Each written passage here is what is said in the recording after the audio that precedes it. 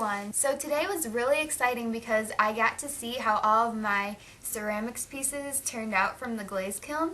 So I got to see like what colors all the glazes turned out, because even though it's marked on there what they are, sometimes they don't turn out exactly how they seem, or they could be lighter or darker. Anyway, I am in Ceramics 2 this semester. Well, it was my last day today. Here is one of my favorites that I made, and over there, which you can't see right yet, but there's 20 some other pieces that I'm going to show you. I threw this on the potter's wheel, and it takes a lot of practice. Also, check out 2 of the ceramics collection videos that I already have up. They're from last year. I showed all of my ceramics pieces from high school, and I also showed some from college when I was in 3D design and ceramics 1. So I'll put links to those 2 videos right here. Here are all of my pieces from the semester. All of these were done from about mid-January through mid-April of 2011. All of these were thrown on the potter's wheel with the exception of one, but I'll show you that later. This was done towards the beginning of the semester.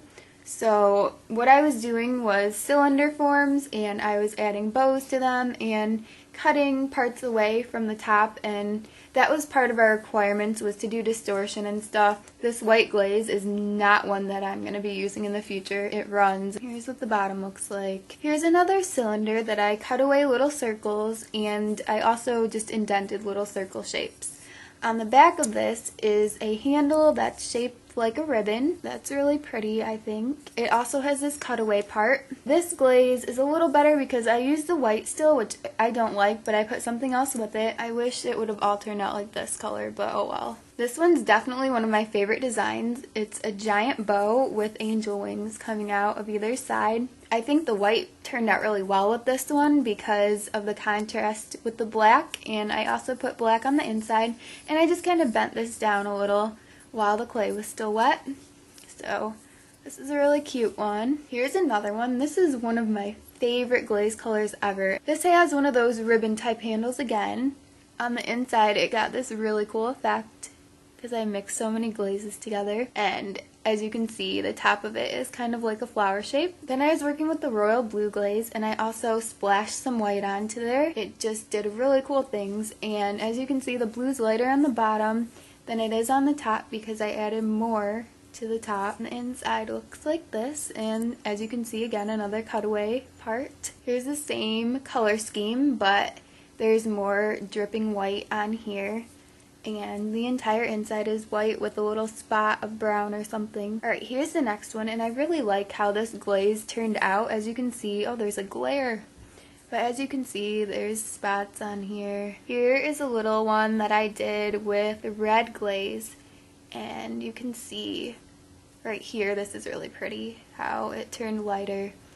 And here's the inside. I put a heart with all of my signatures pretty much. Here's a really cute little dish that I did, and again, this is one of my favorite glaze colors, and I carved hearts and dots and swirls. Here's another heart, and here's a heart over on this side. Yeah, and then there's dripping glaze on the back, and it's just such a cool shape, and it's a cute little dish, and I'll probably use it for stuff. Here is one that has a little bit cut from the top and some little dots. On the back it has a ribbon type handle.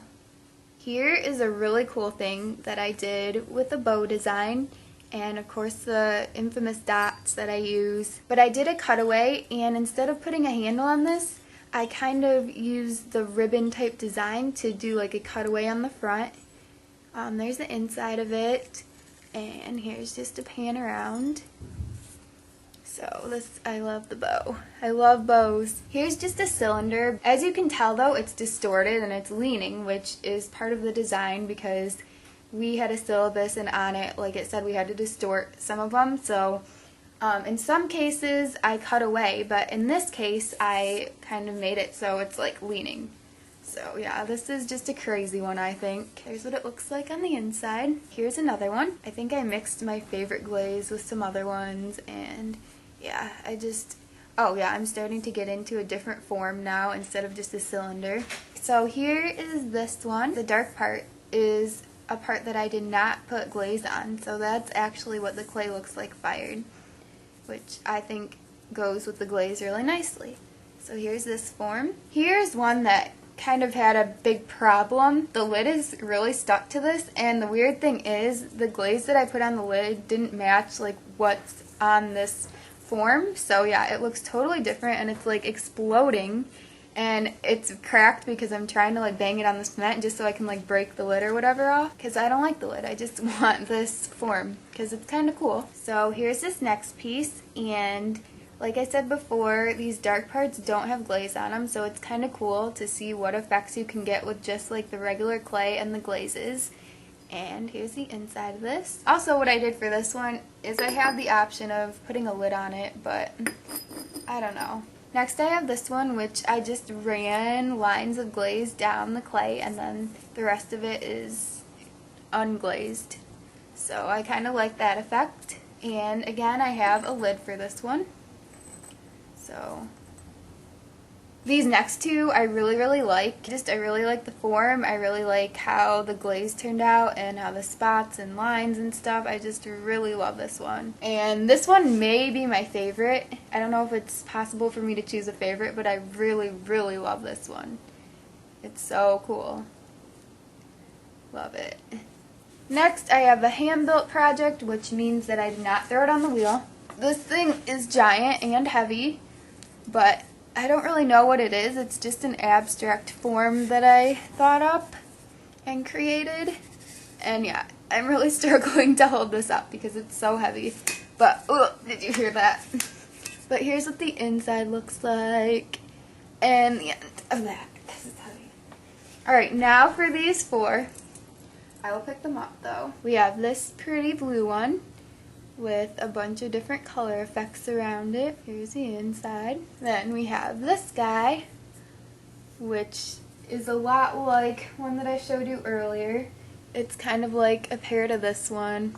You can do this with or without the lid. I don't think there's really not much of anything in there. Here's a little baby vase that is mainly blue and stuff. And then this one is one of my best ones. It's probably like my second favorite or something, maybe not. You can see the white that's underneath it, and right here, and it's pretty light. Thank you guys for watching. Go ahead and tell me what your favorite piece or pieces of mine are that you saw in this video. And subscribe to my channel if you haven't already. Check out all of my links in the down bar. And you guys have a great day. I will see you soon. Bye. And that was my necklace banging against one of these. Oops. Was there a glare this whole time? Oh yeah, and when I was like breaking this outside on the cement, I cut my finger. So that's why I have this boring band-aid on. I wish I had like Hello Kitty ones or sparkly ones, but last time we went to Target we just got plain ones because they were the cheapest. And I am all for saving money, so yeah, that's what that is. It looks kind of funny. It looks kind of like a hat.